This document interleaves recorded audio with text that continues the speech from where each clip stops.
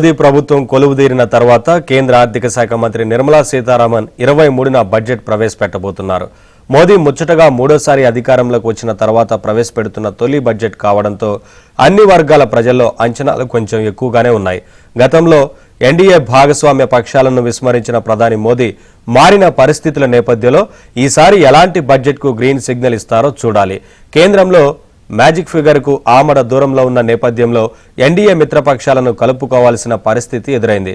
అందుకే బడ్జెట్ రూపకల్పనలో భాగంగా ఎన్డీఏలో కీలకంగా ఉన్న టీడీపీ అధినేత చంద్రబాబు, జేడీయూ నేతలతో అమిత్ షా చర్చలు జరపడం ప్రాధాన్యత సంతరించుకుంది.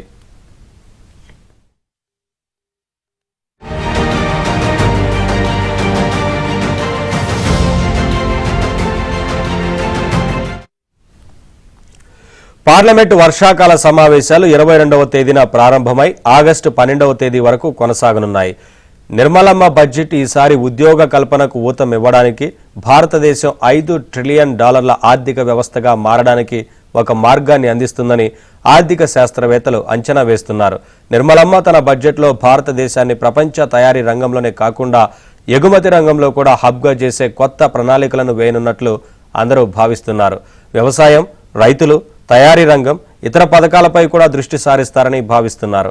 మూలధన వ్యయం పెంచాలని నిర్ణయం తీసుకున్న నేపథ్యంలో రోడ్లు, రవాణా, రైల్వే రంగాలకు ఈసారి పెద్దపీట వేసే అవకాశం ఉంది.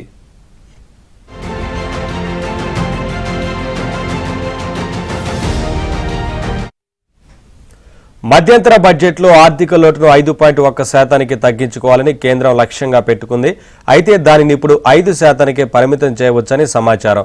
మెజారిటీ లేకపోయినప్పటికీ సుస్థిరత, ఆర్థిక ఏకీకరణ విషయంలో కేంద్రం రాజీ పడే అవకాశం లేదని అర్థమవుతోంది.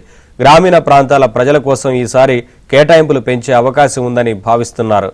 హౌసింగ్ స్కీమ్ సబ్సిడీని పెంచడంతో పాటు గ్రామాల్లో రోడ్లు, ఉపాధిపై దృష్టి సారించనుంది.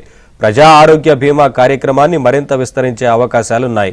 మహిళల సాధికారతే లక్ష్యంగా తీసుకొచ్చిన లఖ్పతి దీదీ స్కీమ్కు మరిన్ని నిధులు కేటాయించే అవకాశాలున్నాయి.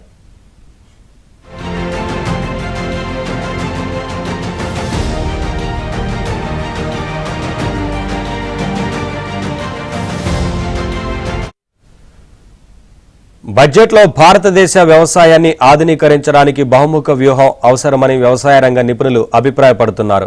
వ్యవసాయ రంగంలో మౌలిక సదుపాయాల కల్పనకు పెట్టుబడులు, ఎగుమతుల్లో ప్రైవేట్ రంగం భాగస్వామ్యంతో రైతుల ఆదాయాలను పెంచి వాటిని ప్రపంచ మార్కెట్లతో అనుసంధానం చేయాలని నీతి ఆయోగ్ సూచించింది.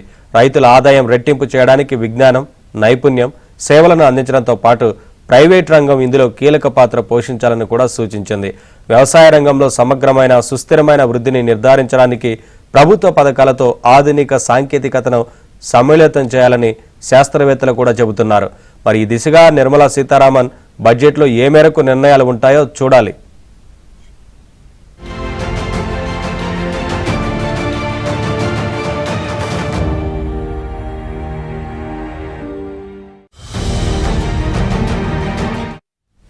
గృహ రుణాలను మరింత సులభతరం చేయాలని కూడా సామాన్యులు, మధ్యతరగతి ప్రజలు కోరుకుంటున్నారు. భారతదేశంలోని రియల్ ఎస్టేట్ రంగం కేంద్ర బడ్జెట్పై చాలా ఆశలు పెట్టుకుంది. గృహాలు, కార్యాలయ స్థలాలు, వాణిజ్య ప్రాంతాలను పెంచడానికి సంస్కరణలను కూడా కోరుకుంటోంది. పన్ను ప్రోత్సాహకాలతో పాటు పరిశ్రమలు క్రెడిట్ లింక్డ్ సబ్సిడీ స్కీమ్ పునరుద్ధరణను కోరుతున్నాయి. గృహాలకు పరిశ్రమ హోదాను మంజూరు చేయాలని, సరళీకృత నిర్మాణ రంగంలో రియల్ ఎస్టేట్ను చేర్చడం ద్వారా ఈ రంగంలో మరింత వృద్ధిని ఆశించవచ్చని పరిశ్రమ వర్గాలు చెబుతున్నాయి. మరి వీరందరి ఆశలను నిర్మలా సీతారామన్ ఏ మేరకు నెరవేరుస్తారో వేచి చూడాల్సిందే.